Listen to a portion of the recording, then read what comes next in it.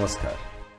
Health show कार्यक्रम में आप सभी का स्वागत है। मैं हूं सर्वप्रिय निर्मोही। दोस्तों, जब हम न्यूरो सर्जरी की बात करते हैं और न्यूरो सर्जरी की बात करते करते हमारे मन में कई तरह के सवाल उठते हैं और उन सवालों का जवाब ढूंढने के लिए कहीं ना कहीं विशेषज्ञ के पास जाना होता है। और न्यूरो सर्जरी क्या है और न्यूरो सर्जरी में ऐसी क्या टेक्निक्स नई आई हैं जिससे कि वो जो डर हमारे बीच में होता था वो अब दूर होने लगा है और हम अब न्यूरो सर्जरी से डरते नहीं हैं। और ये मिनिमल इन्वेसिव ब्रेन और जो हमारी बैकबोन है उस पर किस तरह की प्रॉब्लम्स होती हैं और मिनिमल इन्वेसिव सर्जरी क्या होती हैं, इस सब पर चर्चा के लिए हमारे बीच में हैं doctor Dandapani SS, professor department of neuro surgery, PGI Chandigarh. Doctor साहब, कार्यक्रम में आपका स्वागत है। नमस्ते डॉक्टर साहब, जब हम न्यूरो सर्जरी की बात करते हैं, एक ज़माना था न्यूरो सर्जरी का नाम सुनते ही हम घबरा जाते थे, डर जाते थे और लगता था कि नहीं न्यूरो सर्जन के पास नहीं जाना है। हमें चाहे बैकबोन पे जितना भी दर्द रहे, रीढ़ की हड्डी में जितना भी दर्द रहे, या हमारे ब्रेन में किसी तरह की बड़ी ज़बरदस्त दर्द उठ रहा है, लेकिन हम चाहते थे कि ये होता रहे, हम बर्दाश्त कर लेंगे, गोलियां खा लेंगे, लेकिन न्यूरो सर्जन के पास नहीं जाएंगे। तो ऐसा क्या हुआ है कि अब हम न्यूरो सर्जन से डरते नहीं हैं और खुशी खुशी इलाज करवाते हैं? सर, अराउंड 20 साल पहले जो न्यूरोसर्जिकल बीमारियां जो होती थी उनका जो इलाज, जो भी ऑपरेशन करने के टाइम जो टेक्नोलॉजी उतना एडवांस्ड नहीं होने के वजह से कॉम्प्लिकेशंस ज़्यादा होता था। और कुछ बीमारियां वैसे ही बहुत खतरनाक होती थी और उनका जो आउटकम है इलाज के बाद उतना अच्छा नहीं होती थी। पर आजकल बहुत सारे एडवांसेस हुआ है, तो उसमें डायग्नोसिस में भी एडवांसेस आई है और जो इलाज में भी, सर्जरी में बहुत सारे एडवांसेस आई है और दैट एक्सपीरियंस एंड एक्सपर्टाइज भी बढ़ा है। तो इसके वजह से आजकल most of the diseases can be managed with very good outcome. But कुछ बीमारियां अभी भी बहुत गंभीर होती है, स्पेशली जब बहुत लेट आते हैं। एक्चुअली हमारे देश में मोस्टली यही है कि अगर कोई पेशेंट बहुत लेट आता है, 5 साल से प्रॉब्लम है और ट्यूमर जब हमारे पास आते हैं, उनका जाइंट साइज का ट्यूमर होती है, तब रिस्क बढ़ जाती है। बट अगर वो जल्दी डायग्नोसिस होके सही टाइम में आ जाते हैं तो फिर बहुत सारे इलाज है जिसका आउटकम बहुत अच्छा है। जी डॉक्टर साहब, चर्चा जारी रखेंगे, आपसे जानेंगे कि ब्रेन की किस तरह की समस्याएं होती हैं और रीढ़ की हड्डी की ऐसी क्या क्या समस्याएं हैं जिनमें मिनिमल इन्वेसिव सर्जरी से बहुत कुछ आसान हो गया है। और हमारे दोस्त जो हैं वो जान पाएंगे कि किस तरह से, जो दर्शक हैं वो भी जान पाएंगे कि किस तरह से आप आज के इस प्रोग्राम का फ़ायदा उठा सकें। डॉक्टर दंडपानी हमारे बीच में है और उनसे आप सवाल कर सकते हैं। हमारे टेलीफोन नंबर्स नोट कर लें। 0172 जो है स्टडी कोड है और हमारा फ़ोन नंबर है 26900337। एक बार फिर से आपको फ़ोन नंबर बता देते हैं, 26900337 और चंडीगढ़ का एसटीडी कोड है 0172। इस पर आप अपना सवाल पूछ सकते हैं, क्योंकि जब हम न्यूरो सर्जरी की बात करते हैं तो बहुत सारी ऐसी समस्याएं हमारे साथ साथ चलती हैं। रीढ़ की हड्डी की समस्याएं तो हम जानते हैं कि होती रहती हैं, और ब्रेन की समस्याओं को लेके भी हम अपने आप में बहुत कुछ ऐसा सोचते हैं। और हमारे बीच आज एक विख्यात न्यूरो सर्जन हैं जिन्होंने अपने क्षेत्र में कई कीर्तिमान स्थापित किए हैं और वर्ल्ड ओवर इनको इनके नाम से और इनकी जो कीर्तिमान है उससे जाना जाता है। डॉक्टर साहब, पहला सवाल आपसे पूछें अगर, वो ये है कि जो ब्रेन संबंधी समस्याएं होती हैं जिनमें आजकल मिनिमल इन्वेसिव सर्जरी यूज़ कर उन्हें ठीक किया जा रहा है और बहुत आसानी से व्यक्ति ठीक होकर घर चला जाता है। यस सर, लाइक जैसे मैं कह रहा था, बीमारी में कभी कुछ अच्छे बीमारी होती है, कुछ कैंसर जैसे बहुत खतरनाक बीमारियां होती थी। बट जब दिमाग में कभी कभी अच्छी बीमारी भी, मीन्स जो कैंसर नहीं है उसको बिनेन ट्यूमर्स जो हम बोलते हैं, वो उस बीमारी में भी पहले खतरा ज़्यादा होता था। बट उस बीमारियों में आजकल बहुत सारे एडवांसेस होने की वजह से उसका आउटकम बहुत अच्छा हो गया है। सिर्फ कैंसर सिर्फ अभी भी एक बहुत बड़ा चैलेंज है अभी भी। बट कैंसर के अलावा जो नॉन कैंसरस लीशंस है, ट्यूमर्स है, तो उसमें आजकल अगर डायग्नोसिस सही टाइम में हो जाएं तो हमारे पास बहुत सारे टेक्निक है, उसके वजह से हम अच्छा इलाज करके और ज़िंदगी पूरा अच्छा आउटकम दे सकते हैं। जी, ये तो रही ब्रेन की बात रही। और हम अपने दर्शकों को बता दें कि अगर हम डॉक्टर साहब की बात करें तो एंडोस्कोपी मिनिमल इन्वेसिव न्यूरोसर्जरी में 2000 से ज़्यादा सफल सर्जरीज कर चुके हैं डॉक्टर साहब। और एंडोस्कोपिक मिनिमल इन्वेसिव न्यूरोसर्जरी की बात करें तो उसमें भी 2000 से ज़्यादा जो है सर्जरी कर चुके हैं। मस्तिष्क जो है और रीढ़ दोनों की बात करें तो उसमें इनकी विशेषज्ञता जो है पूरा वर्ल्ड मानता है। और आपको ये भी बता दें कि एंडोस्कोपिक और की होल मिनिमल इन्वेसिव सर्जरी की बात करते हैं, उनको रोगियों के परिणामों में जो है क्रांतिकारी बदलाव जो है वो डॉक्टर साहब ने लाया है। और डॉक्टर दंडपानी ने भारत में एंडोस्कोपी मिनिमल इन्वेसिव न्यूरोसर्जरी को स्थापित किया था और ये हम सब ने जाना भी, पढ़ा भी और देखा भी। आपको ये भी बता दें कि स्कल बेस्ड सर्जरी सोसाइटी के सदस्य हैं और न्यूरो एंडोस्कोपी सोसाइटी के कोषाध्यक्ष हैं। और अगर प्रोफाइल की बात करें तो प्रोफाइल इतना बड़ा है कि हम इनसे आज सवाल नहीं पूछेंगे तो कब पूछेंगे। 269003 हमारा टेलीफोन नंबर है, इससे आप बात कर सकते हैं। और डॉक्टर साहब, जब हम ब्रेन की बात करते हैं तो ब्रेन में तो बहुत सारी समस्याएं होती हैं और ब्रेन के भीतर झांकना, ये तो न्यूरोसर्जन बेहतर जानता है कि किस तरह से ब्रेन के अंदर झांका जा सकता है।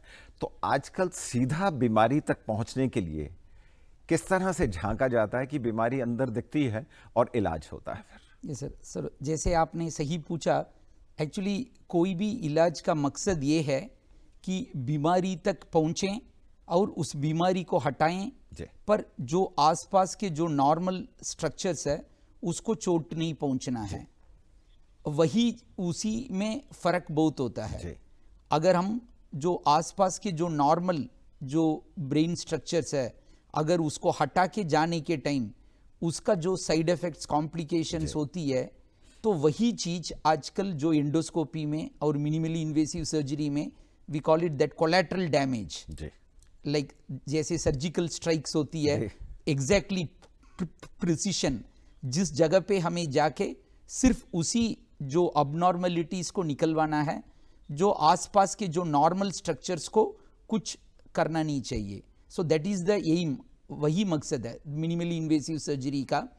तो उसी में अलग अलग जो एरिया के ट्यूमर्स या स्पाइन में अगर डिसीजेस में हमारे पास अलग अलग टेक्निक्स है। लाइक हम काइंड ऑफ ब्रेन ट्यूमर्स किस जो अगर दिमाग के अगर नीचे है तो हम आजकल हम एंडोनेसल, हम नाक के द्वारा जाके हम उसको हम ट्यूमर को निकाल देते हैं। जब ऊपर से जाते थे तब थोड़ा बहुत दिमाग को रास्ते से थोड़ा सा हटाना पड़ता था। बट अगर हम जब नाक से जाते हैं तो वो दिमाग के नीचे जो ट्यूमर्स है वो दिमाग को छेड़े बिना हम ट्यूमर को निकाल सकते हैं। उसका नाम एंडोनेसल एंडोस्कोपिक सर्जरी है जी। तो उसमें बहुत सारे एडवांसेस लास्ट अभी 10-15 ईयर्स में दुनिया भर बहुत सारे हुआ है जी। एंड हमारा जो टेक्नोलॉजी, पहले स्टैंडर्ड डेफिनेशन इमेजेस होता था, आजकल हाई डेफिनेशन 4K इमेजेस है, तो वो क्वालिटी बढ़ गया। और देन एंडोस्कोपी का जो भी दैट विजुअलाइजेशन पहले से अभी बहुत इम्प्रूवमेंट हुआ है जी। डॉक्टर साहब, चर्चा जारी रखेंगे और जानेंगे कि किस तरह से नाक के रास्ते सीधा ब्रेन में पहुंच के और वो सर्जरी सक्सेसफुल हो जाती है, जबकि पहले ऐसा नहीं होता था। एक कॉलर हमारे से जुड़ रहे हैं, उनसे बात करते हैं। नरवाना जीन से ये कॉलर हमारे साथ है जी। डॉक्टर साहब हेलो सर, नमस्कार। नमस्कार, क्या नाम है आपका? मेरा नाम दिवाकर है सर। जी दिवाकर, पूछिए अपना सवाल डॉक्टर साहब से। सर, मेरे को पिछले 3-4 साल से सर्वाइकल का पेन है सर, गर्दन के नजदीक, सर के थोड़ा सा नीचे, और इसकी वजह से सर में बहुत ज्यादा दर्द रहता है सर। जी डॉक्टर साहब, तो इसके अलावा कोई हाथ पैर में कुछ कमजोरी, ऐसे सुनपन, ऐसी कोई चक्कर, कोई प्रॉब्लम है? नहीं सर, ऐसा कोई प्रॉब्लम नहीं है। अगर सिर्फ दर्द है तो अगर वो हल्का है तो आपको बस अपना लाइफस्टाइल चेंज करना पड़ेगा और सर्विकल मसल्स का एक्सरसाइज कर सकते हैं। आप वो एक्सरसाइज आइसोमेट्रिक नेक एक्सरसाइजेस करके आप ढूंढ लेंगे तो आपको यूट्यूब में बहुत वीडियोस मिल जाएगा। उससे आपका जो गर्दन का जो मसल्स है वो स्ट्रांग बन जाएगा, तो वो जो डिस्क के ऊपर जो लोड जाती है वो कम हो जाता है, तो उसी से आपको बहुत इम्प्रूवमेंट हो जाएगा। पर अगर ये दर्द बहुत ज़्यादा है और बढ़ती ही जा रही है, तब आपको जांच करके डॉक्टर को दिखाना पड़ेगा, क्योंकि मोस्टली इसका कारण यही होती है कि हम जब बैठते हैं, हम जब खड़े होते हैं, हमारा जो स्पाइन का जो पोस्चर है उसको मेंटेन करना चाहिए। हाँ जी। हम कभी कभी रिलैक्स्ड जब सोफा में बैठ जाते हैं, अगर आप अपने आप को थोड़ा सा ध्यान से देखेंगे, वो स्पाइन सीधा नहीं होता है, थोड़ा सा काइंड ऑफ कर्व करके बहुत प्रेशर बढ़ जाती है। तो ऐसे ही हम हमारा लाइफस्टाइल लंबे समय तक हम करते रहेंगे तो फिर डिस्क डिजेनरेशन का चांसेस बढ़ जाता है। एंड वैसे हाथ पैर का मसल्स को हम काम देते हैं, बट जब स्पाइन के सराउंडिंग मसल्स है उसको हम यूजुअली हम यूज नहीं करते हैं। तो और तो ये सब कारण है जो डिस्क डिजेनरेशन होने का। तो उसका अगर रोकना है तो हम हमारा जो स्पाइन को सही जगह पे मेंटेन करना चाहिए, बैठने के टाइम, खड़े होने के टाइम, और जो स्पाइनल मसल्स को हम एक्सरसाइज करके थोड़ा सा स्ट्रांग बनाना चाहिए। जी दिवाकर जी, आप समझ गए होंगे कि बस स्पाइनल जो मसल्स हैं उन्हें स्ट्रांग करना है, और बैठने का तरीका आप अपना पोस्चर देखेंगे कि आप सही बैठते हैं नहीं बैठते हैं, और इस पर गौर करेंगे तो ज़रूर आप अपने आप में ही अपने आप को ठीक कर पाएंगे, नहीं तो किसी ऑर्थोपेडिशियन को आप मिल सकते हैं। डॉक्टर साहब, हम नाक के रास्ते ब्रेन तक जाना, ऑपरेशन करना, उस पर हम चर्चा कर रहे थे। आपने कहा कि ये बड़ा आसान अब तरीका हो गया है, और एक बच्चे का ऑपरेशन आपने किया था और बड़ा सक्सेसफुल रहा था, और काफ़ी अखबारों में उसकी चर्चा भी रही। उस पर क्या कहना चाहेंगे, वो क्या था? सर एक्चुअली जब स्कल बेस ट्यूमर्स जो होता है तो वो दिमाग के नीचे होता है। तो दिमाग के नीचे जब ट्यूमर अराइज होता है, पहले 20 साल पहले ऐसे होता था, हम ऊपर जो काइंड ऑफ क्रेनियल वॉल्ट जो है उसको ओपन करके दिमाग जो सामने आता है उसको हल्का सा थोड़ा हटा के नीचे जाके ट्यूमर निकालते थे। डॉक्टर साहब, इस समय हम वही जो स्क्रीन शेयर भी कर रहे हैं अपने दर्शकों के साथ, तो थोड़ा विस्तार से बताइए। ओके। तो ये एक्चुअली रिसेंटली हमने सर्जरी किया था जी। सो बस जैसे आप देख रहे हैं, ये ट्यूमर जो है ये क्रेनियोफेरिंजियोमा है जी। ये बीमारी जब बहुत छोटे बच्चे में होती है वो बहुत गंभीर बीमारी है जी। ठीक है।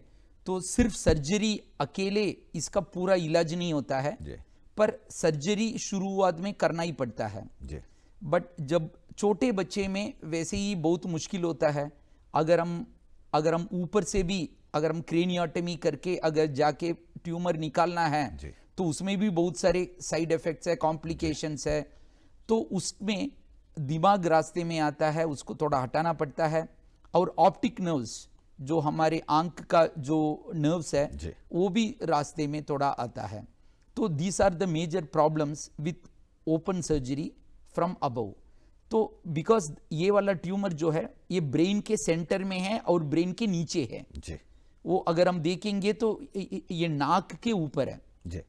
तो इसीलिए आजकल मोस्ट ऑफ द सेंटर्स में ये नाक से ऑपरेशन करते हैं अडल्ट्स में, बट छोटे बच्चे में नाक भी बहुत छोटी होती है जी। तो उसके वजह से ये बहुत चैलेंज होता है। एंड जगह कम होता है तो हमारा इंस्ट्रूमेंट्स पूरा अंदर लेके जाके हमें एक ड्रिल बनाना पड़ेगा, जो हड्डी को ओपन करना पड़ेगा। जी। तो इतने छोटे बच्चे में इसीलिए वो दूसरे जगह पे ये मुश्किल है। जी। बट हमने बहुत सारे केसेस ऐसे करने के वजह से हमने छोटे बच्चे में भी बहुत सारे केसेस किया हुआ है। जी। तो बट ये वाला बच्चा ये 2 साल का था, ये one of the kind of 2 youngest children जो हमने सर्जरी किया। और इनका ये जो ट्यूमर का साइज भी बहुत बड़ा था, अराउंड 4.5 सेंटीमीटर के आसपास था, और छोटे बच्चे का सिर के साइज के मुताबिक ये बहुत बड़ा है। जी। डॉक्टर साहब, आपके इस कार्य के लिए हम आपको सैल्यूट करते हैं, और कुछ वीडियो बाइट्स के साथ हमारे दर्शक जुड़ रहे हैं हमारे साथ। ज़रा देखिए क्या कहते हैं। काफ़ी 2-3 महीने से बैक एक हो रही है, कमर में दर्द है। तो मैंने इसको कई जगह दिखाया भी है, लेकिन अभी तक मुझे कोई रिलीफ इसमें नहीं मिला है। अभी मैंने अल्ट्रासाउंड इसका करवाया था, तो मुझे गॉल ब्लैडर में स्टोन भी उसमें बताया गया 15.3 mm का। तो क्या ये इसकी वजह से हो सकता है या कोई और कारण इसका है? तो डॉक्टर साहब मुझे इसके बारे में जानकारी दें। मैं जॉब करती हूँ और मेरी ना सिटिंग जॉब है कॉर्पोरेट सेक्टर में, अच्छा और जी। बैक में पेन होता रहता है। तो इसके लिए कोई मेडिसिन या कोई exercise can you please suggest? मेरी मिसेज बदन में कई बार हाथ पांव सून हो जाते हैं, और ये प्रॉब्लम ज़्यादातर सर्दियों में ही आती है, गर्मियों में प्रॉब्लम नहीं आती है। और इसका कई जगह हमने ट्रीटमेंट की कोशिश भी की, पर इसका कोई सही इलाज नहीं हो पाया। तो क्या इसका इलाज कोई संभव है? मैं प्राइवेट जॉब करता हूँ, सिटिंग जॉब। बैक पेन हो जाता है, तो मैं यही पूछना है कि हम कितनी देर का ब्रेक लें, कुछ टिप्स वगैरह मेरे को बताया जाए ताकि मैं फॉलो कर सकूँ। तो अगर इसमें देखेंगे जी। तो बहुत सारे लोगों का इश्यू है कि बैक पेन, जी। Low back pain. एंड आजकल हमारे लाइफस्टाइल सारे हम बैठ के ही करा लेते हैं, तो इसीलिए सेडेंट्री लाइफस्टाइल जो बोलते हैं, मोस्ट ऑफ द टाइम हम बैठे ही रहते हैं। जी। तो उठ के करने वाला चीज तो बहुत कम हो गया। तो उसके वजह से जो मसल्स, एक्चुअली हम हाथ पैर को बीच बीच में चला लेते हैं, बट जो स्पाइन मसल्स है उसको काम देते ही नहीं है। जी। जब काम देते ही नहीं है, वो फिर जॉइंट्स एंड वो सारे वो खराब हो जाता है, उसको डीजेनरेशन बोलते हैं। जी। जो बीमारी पहले जमाने में 60 इयर्स के बाद आता था, जी। आजकल के जमाने में हम देख रहे हैं, अभी 1 महीने पहले सिर्फ 15 इयर्स छोटे बच्चों में डिस्क प्रॉब्लम आ रही है। It's very surprising. पर यह है कि ये तो इसका सॉल्यूशन बहुत सिंपल है, बट कोई करता नहीं है। इसका सॉल्यूशन बस वही है कि हमें we are created by God to be erect. तो हमें standing, walking, physical activity continue करना पड़ेगा, और बैक मसल्स को हमें काम में लगाना पड़ेगा। जी।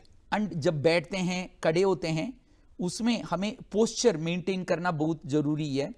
उसको काइंड ऑफ एर्गोनॉमिक पोस्चर कहा जाता है। लाइक अगर आप ऑफिस में बहुत लंबे समय में बैठना पड़ता है, उसमें भी आपका जो टेबल का हाइट, जो चेयर का हाइट, आर्म सपोर्ट, वो सारे कैसे रखना है करके आपको इंफॉर्मेशन आपको पब्लिक डोमेन में मिल जाएगा। जी। दोस्तों, जान गए ना आप कि आपको क्या करना है। पोस्चर मेंटेन करना है, और आपका टेबल अगर नीचे है, डॉक्टर साहब बता रहे थे, तो उसको ऊपर करने के लिए आपको बहुत सारी चीज़ें ऐसी जो हैं वो रेडीमेड मिल जाती है, आप रख सकते हैं। आपके टेबल के हिसाब से अपने सामने रखिए।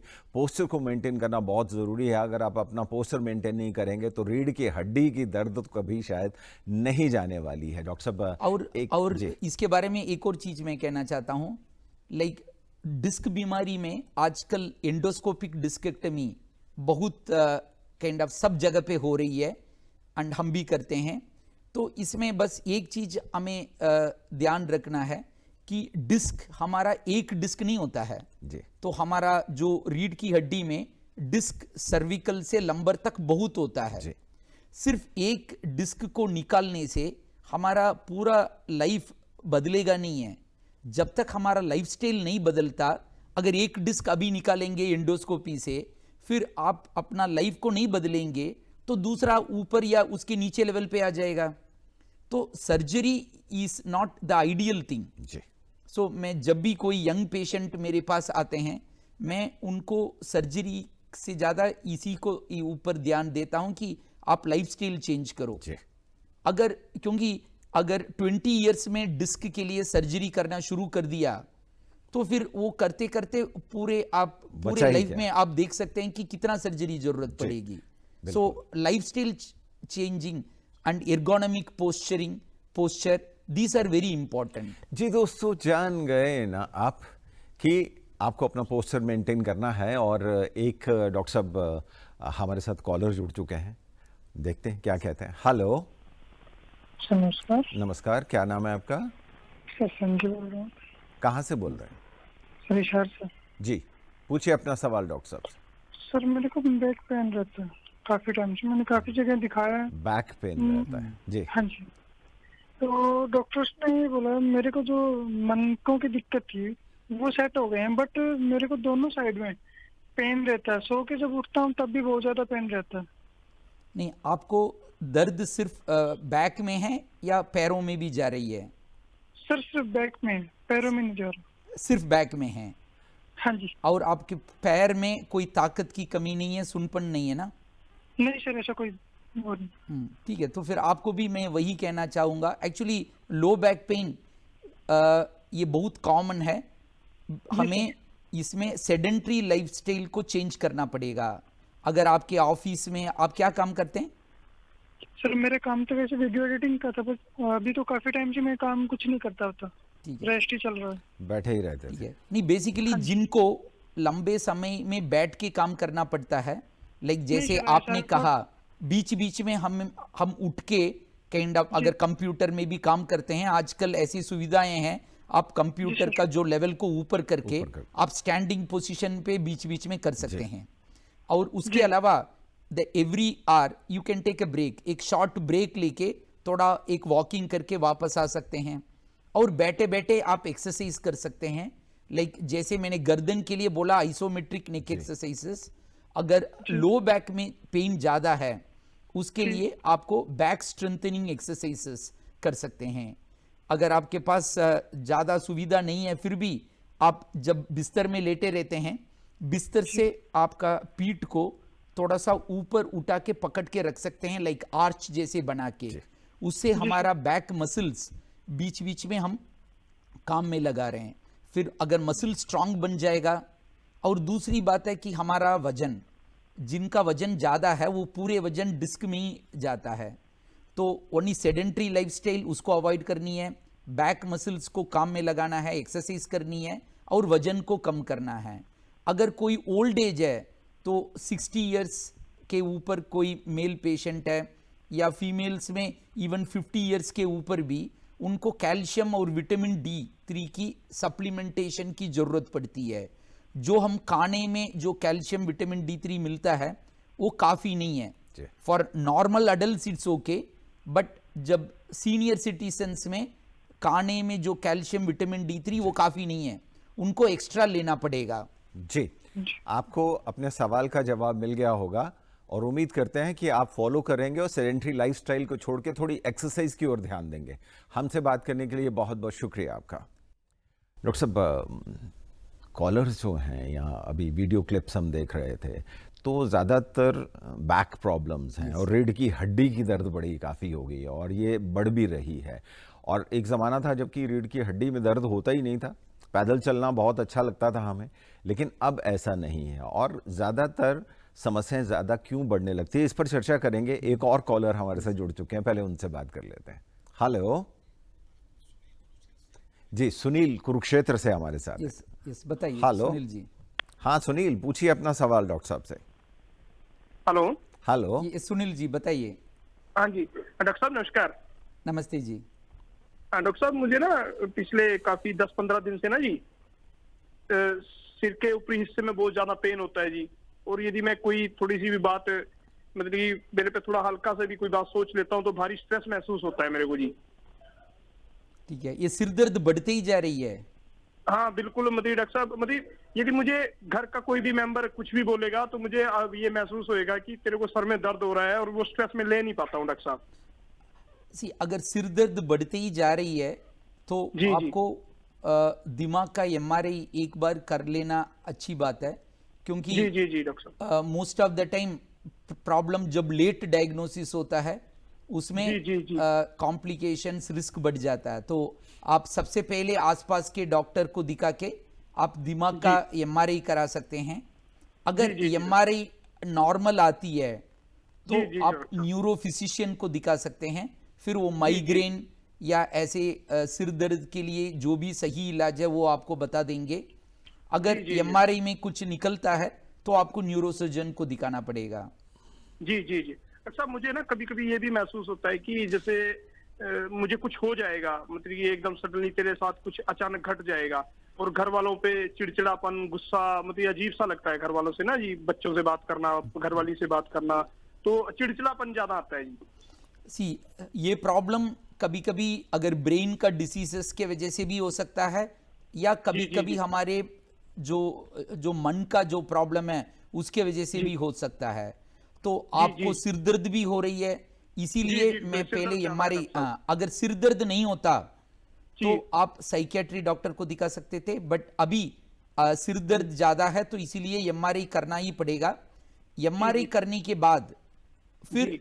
जैसे डॉक्टर कहेंगे आप जी, डॉक्टर उस टाइम में आप उसको फॉलो कर सकते हैं। जी, उम्मीद करते हैं आपको सवाल का जवाब मिल गया होगा। और डॉक्टर साहब, वैसे सर का दर्द है, कहते हैं कि मुश्किल से जाता है, और जो बंदा सोचता है, वो कह रहे थे कि मुझे डर सा लगता है कुछ हो जाएगा, तो अगर डर सा लगता है कुछ हो जाएगा तो सर दर्द जाने का नाम तो नहीं लेगा। लेकिन कई सर दर्द ऐसे होते हैं, कहते हैं कि अगर वो लगातार ही होते रहते हैं तो विशेषज्ञ की सलाह लेना बहुत ज़रूरी है। वो जरूरी है, क्योंकि अगर हम जितना डिले करते हैं जी। फिर ये इधर कुछ बीमारियां जो बढ़ते ही जाती है वो लेट स्टेज में हमें पता चलेगा, फिर इलाज करने में खतरा बढ़ जाती है। बट कुछ बीमारी बढ़ती नहीं है, तो इसीलिए सबसे इम्पॉर्टेंट चीज है कब हमें डॉक्टर के पास तुरंत जाना चाहिए या जांच जल्दी करना चाहिए। कोई भी तकलीफ अगर बढ़ती ही जाती है धीरे धीरे, फिर उसको पक्का जांच करवाना ही पड़ेगा। अगर कुछ तकलीफ अगर बहुत सालों से एक ही लेवल पे रुका हुआ है या अच्छी होती जा रही है, तो तब आप तुरंत डॉक्टर के पास जाने की जरूरत नहीं है। बट बढ़ते ही जाने वाला कोई भी तकलीफ हो, शरीर का कोई भी तकलीफ अगर बढ़ते ही जा रही है, तो आप खुद इलाज नहीं करना चाहिए, डॉक्टर को दिखाना चाहिए। अगर जांच की जरूरत है तो जांच पक्का कराना पड़ेगा। जी डॉक्टर साहब, हम बात कर रहे हैं कि ब्रेन में जाने के लिए आजकल तो नाक के रास्ते, नोज के रास्ते जो हैं वो चला जाता है। एक ज़माना था कि पिट्यूटरी ग्लैंड में कहीं ट्यूमर हो जाता था, अभी भी होते हैं, और लेकिन वो पूरा का पूरा सिस्टम इतना बड़ा करना पड़ता था कि आदमी डरता था। लेकिन आजकल कहा जाता है कि ये बहुत आसान है, नाक के रास्ते से जाके पिट्यूटरी। नहीं, करेक्ट। जिस बीमारी के बारे में पहले हम बात कर रहे थे, लाइक पिट्यूटरी ट्यूमर हो या क्रेनियोफेरिंजियोमा हो, ये एक्चुअली हमारे पिट्यूटरी ग्लैंड को हम मास्टर ग्लैंड कहते हैं, क्योंकि हमारे शरीर में बहुत सारे जो ऑर्गन्स है उसका कंट्रोल पिट्यूटरी का जो हार्मोन्स है वो कंट्रोल करता है। तो इस जगह पे जो भी बीमारी होती है वो सिर्फ ट्यूमर को निकालने से वो पूरा ठीक नहीं हो जाता, वो हार्मोन का ट्रीटमेंट भी कराना पड़ेगा, लाइफ लॉन्ग तक उसको फॉलो अप में रखना पड़ेगा। और कुछ बीमारियां वो वापस आने का संभावना भी ज़्यादा होता है। तो इसीलिए जब काइंड ऑफ ब्रेन में ऐसे बीमारी जब एक बार आ जाती है, इलाज तो है बहुत, बट इलाज के बाद रेगुलर फॉलोअप में रखना बहुत जरूरी है। हमारे कुछ पेशेंट्स ऐसे भी है, पेशेंट्स बहुत बड़े ट्यूमर के साथ हमारे पास आए हैं, हमने बहुत मेहनत से ट्यूमर निकाल दिया और उनको कहा कि आप 3 महीने के बाद आ जाओ, हम एमआरआई करके इसके नेक्स्ट स्टेप करेंगे। लाइक सर्जरी अकेले एक ट्रीटमेंट नहीं है, बट सर्जरी एक पहला कदम है। बट कुछ मरीज ऐसे होते हैं कि इम्प्रूवमेंट हो जाता है करके वो वापस आते नहीं है। फिर वो पहला वाला एमआरआई ठीक था, हमने बोला नेक्स्ट एमआरआई करो, फिर वो 5 साल तक आए नहीं है। फिर 5 साल के बाद अचानक दोबारा उससे भी बड़ा ट्यूमर लेके आए हैं। तो ऐसे बहुत सारी सिचुएशन है, उनको समझ में नहीं आता। हम कोशिश करते हैं अगर बीमारी है उनको रेगुलरली फॉलो अप में रखना बहुत जरूरी है। ट्यूमर वापस आ सकती है, और कुछ पेशेंट्स ऐसे भी होते हैं कि लाइक हार्मोन का जो कमी है अगर शुरू से है, उनको लंबे समय तक जिंदगी भर कभी कभी हार्मोन का रिप्लेसमेंट की जरूरत होती है। हम जो गोली लिखते हैं वो कुछ दर्द वगैरह नहीं होता है, तो उनको लगता है कि ये डॉक्टर ने ऐसे ही लिख दिया, तो वो बंद कर लेते हैं, फिर अचानक कुछ हो जाता है उनको। तो ऐसे बहुत सारी चीज है जो हम मरीज को जो बताते हैं उसका इंपॉर्टेंस वो समझ नहीं पाते हैं। जी, उम्मीद करते हैं डॉक्टर साहब कि इस समय बहुत सारे जो दर्शक हैं वो कार्यक्रम देख रहे हैं, उन्हें हम भी कहना चाहेंगे कि विशेषज्ञ जो कुछ आपको कहते हैं कि 3 महीने में आना है, 6 महीने में आना है, फला दवा खानी है, आके ज़रूर दिखाइएगा, उसके पीछे भी कुछ पर्पस होता है। यूँ समझिए कि आपकी सेहत की पूरी देखभाल करनी विशेषज्ञ की बहुत ही एक अहम जगह होती है जिसके लिए वो हमेशा से कहते हैं कि जब जब हम आपको बुलाएं आप आइएगा, और जो जो हमने आपको टैबलेट्स गोलियां लिख के दी हुई हैं उसको भी फॉलो अप ज़रूर करिएगा, वरना बीमारी कभी भी वापस आ सकती है। इसलिए तो कहा जाता है कि विशेषज्ञ की देखरेख में रहना बहुत ही ज़रूरी है, ख़ासतौर पे तब जब आप ब्रेन की या रीढ़ की हड्डी की सर्जरी या कुछ ऐसी दवाइयां खाते हैं जो आपको उम्र भर खानी है। डॉक्टर साहब, रीढ़ की हड्डी की बात जब आती है तो रीढ़ की हड्डी में बहुत सारी समस्याएं होती हैं, दर्द तो आम चलती रहती है, लेकिन और बड़ी बड़ी क्या समस्याएं हो सकती हैं जिससे कि इन्वेसिव जो सर्जरी है उसे ठीक किया जा सकता लाइक जैसे हम दर्द कहते हैं, जी। दर्द एक सिम्टम है है जी। और वो बीमारी नहीं है। लाइक जैसे सिर दर्द मोस्टली दूसरे एक अंडरलाइंग बीमारी का एक मैनिफेस्टेशन है। कभी कभी सर दर्द पर से एक बीमारी होती है जब कोई कारण अगर पता नहीं चल पाता है तो।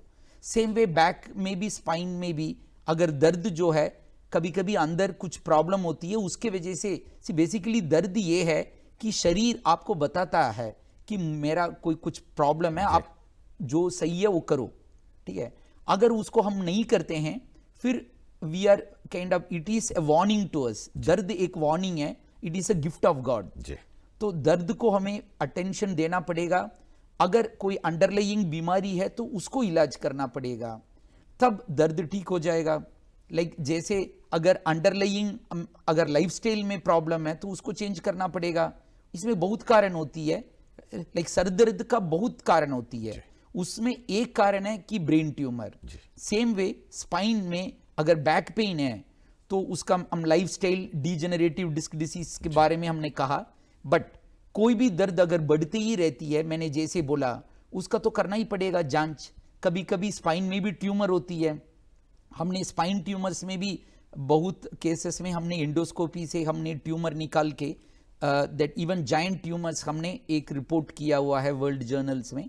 सो क्योंकि हमारे पास जो भी काइंड ऑफ पीजीए में जो भी पेशेंट्स आते हैं वो बहुत एडवांस्ड स्टेज में आते हैं, तो हमारे पास छोटे ट्यूमर लेके कोई आ ही नहीं रहा। वो काइंड ओनली रिसेंटली दैट शहर से जो आते हैं वो थोड़ा सा काइंड ऑफ अवेयरनेस अच्छे होने की वजह से वो जल्दी आ रहे हैं।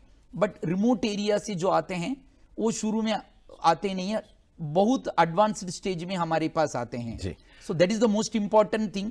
अगर तकलीफ बढ़ रही है तो जांच करके तुरंत जो स्पेशलिस्ट है उनके पास जाना चाहिए। जी डॉक्टर साहब, चलते चलते तुरंत एक सवाल जो मेरे मन में आ रहा है वो ये है कि हम दर्द की दवा लगातार लेते रहते हैं और खुद ब खुद के डॉक्टर बन जाते हैं, ये कितना सही है? ये बिल्कुल गलत है, बट मरीज इनको समझ में नहीं आता है। अगर मेरे पास भी बहुत सारे पेशेंट आते हैं, लाइक उनका उम्र 20 साल का होता है, तो वो बोलते हैं कि आप मुझे कुछ गोली दे दो। लाइक जैसे मैंने आपसे बात कर रहा था, मैं पहले उनको लाइफस्टाइल चेंज करने के लिए बोलता हूं, फिर भी बोलते हैं कि नहीं मुझे दवा दे दो, क्योंकि कोई एक्सरसाइज नहीं करना चाहता, कोई लाइफस्टाइल मॉडिफाई नहीं करना चाहता है। तो मैं उनको बोलता हूं अगर 20 साल में आप गोली शुरू करोगे तो आपके आगे लाइफ इतना लंबा है, तो इतना साल आप ये गोली लेते रहोगे तो साइड इफेक्ट तो होगा ही है। जी बिल्कुल सही कहा। तो इसीलिए जब मीन्स अगर कोई 70 इयर्स में कोई पेशेंट आते हैं तो वो तो अभी इस उम्र में एक्सरसाइज तो ज्यादा कर नहीं पाएंगे, तो उनका गोली तो रिस्क तो है, साइड इफेक्ट्स वो हम बताते हैं फिर हम देते हैं। बट आजकल छोटे बच्चे भी बैक पेन के साथ आ रहे हैं, मैं उनको अवॉइड करता हूं, मैं गोली नहीं, क्योंकि उनको लगता है कि यही इलाज है। बट एक्चुअली दर्द के वजह से जो गोली हम दे रहे हैं वो दर्द को कम करेगा, बट वो बीमारी को ठीक नहीं करता। बिल्कुल सही वही कहा सबसे आपने। इंपॉर्टेंट चीज है। वो सिर्फ सिम्टम को हम सप्रेस करते हैं। लाइक अगर घर में कोई गंदगी को अगर कोई गेस्ट आता तो आप कारपेट के नीचे लगा देते हो, वैसे वाला काम है। बट अगर पूरा साफ करना तो हमारा लाइफस्टाइल बदलना पड़ेगा। बिल्कुल दोस्तों, जान गए ना आप कि आपको पूरा लाइफस्टाइल चेंज करना पड़ेगा और महज सिर्फ दवा खाने से, दर्द कम होने से कुछ नहीं होता है। आपको कारपेट के नीचे तक जाना होगा और देखना होगा कि कहाँ कहाँ क्या समस्या है, और यही बात हम अपने कार्यक्रम के माध्यम से समझाना चाह रहे थे। डॉक्टर साहब ने बहुत अच्छे से ये बात बताई कि दवा खुद ब खुद ना खरीदे, डॉक्टर ना बने अपने आप में। और आज के कार्यक्रम में आज बस इतना ही। आज के कार्यक्रम में हमारे साथ रहे doctor Dandapani SS, professor department neuro surgery PGI Chandigarh. Doctor साहब, कार्यक्रम में आपका थैंक आने के लिए बहुत बहुत धन्यवाद। और दोस्तों, हम आपको यहाँ ये बताना चाहेंगे कि आप हमारे ये कार्यक्रम डीडी पंजाबी, डीडी हरियाणा और दूरदर्शन के ओटीटी प्लेटफॉर्म वेज पर और सोशल मीडिया प्लेटफॉर्म्स पर भी देख सकते हैं। और अब सर्वप्रिय निर्मोही को दीजिए इजाजत। नमस्कार। नमस्ते।